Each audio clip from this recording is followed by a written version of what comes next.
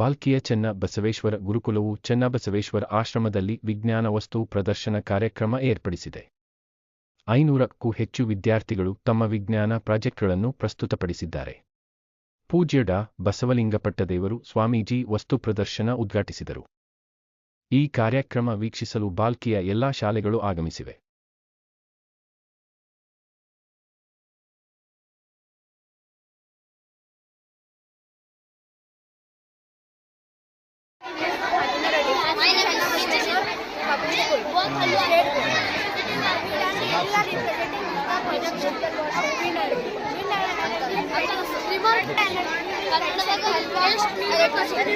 It is an aquarium.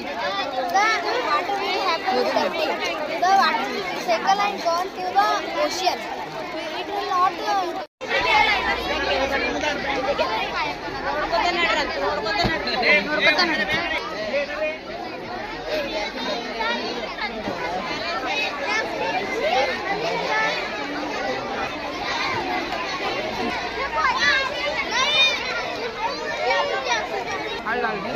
ಎಲ್ಲ